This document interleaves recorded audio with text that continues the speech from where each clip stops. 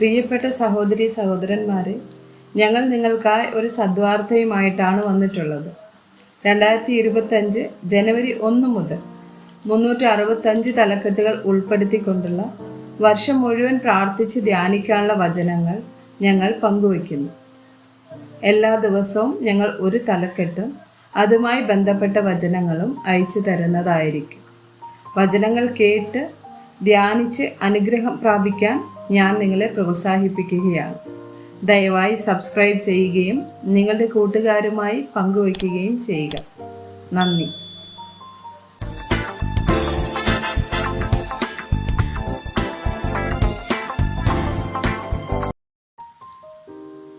ദിവസം 233. ദൈവവചനത്തെ അവഗണിക്കുക. സദൃശവാക്യങ്ങൾ 13, വചനം 13. വചനത്തെ നിന്ദിക്കുന്നവൻ അതിന് ഉത്തരവാദി, കൽപ്പനയെ ഭയപ്പെടുന്നവനോ പ്രതിഫലം പ്രാപിക്കുന്നു. മത്തായി 7, 26, 27 വചനങ്ങൾ.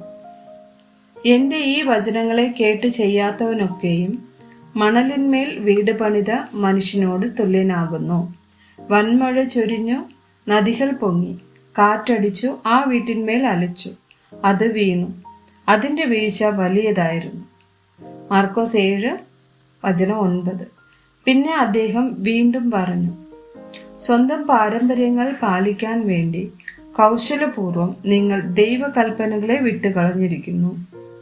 എബ്രായർ 2, വചനം 1. അതുകൊണ്ട് നാം ഒഴുകിപ്പോകാതിരിക്കേണ്ടതിന് കേട്ടത് അധികം ശ്രദ്ധയോടെ കരുതിക്കൊള്ളേണ്ടത് ആവശ്യമാകുന്നു. യാക്കോബ് 1, വചനം 22. എങ്കിലും വചനം കേൾക്ക മാത്രം ചെയ്തുകൊണ്ട് തങ്ങളെ തന്നെ ചതിക്കാതെ അതിനെ ചെയ്യുന്നവരായും ഇരിപ്പിൻ. വെളിപാട് 3, വചനം 8. ഞാൻ നിന്റെ പ്രവൃത്തി അറിയുന്നു. ഇതാ, ഞാൻ നിന്റെ മുമ്പിൽ ഒരു വാതിൽ തുറന്നു വച്ചിരിക്കുന്നു, അത് ആർക്കും അടച്ചുകൂടാ. നിനക്ക് അല്പമേ ശക്തിയുള്ളൂ എങ്കിലും നീ എൻ്റെ വചനം കാത്തു എൻ്റെ നാമം നിഷേധിച്ചിട്ടില്ല. ആമോസ് 8, വചനം 11. അപ്പത്തിനായുള്ള വിശപ്പല്ല, വെള്ളത്തിനായുള്ള ദാഹവുമല്ല, യഹോവയുടെ വചനങ്ങളെ കേൾക്കേണ്ടതിനുള്ള വിശപ്പ് തന്നെ ഞാൻ ദേശത്തേക്ക് അയക്കുന്ന നാളുകൾ വരുന്നു എന്ന് യഹോവയായ കർത്താവിൻ്റെ അരുളപ്പാട്. ആമേൻ.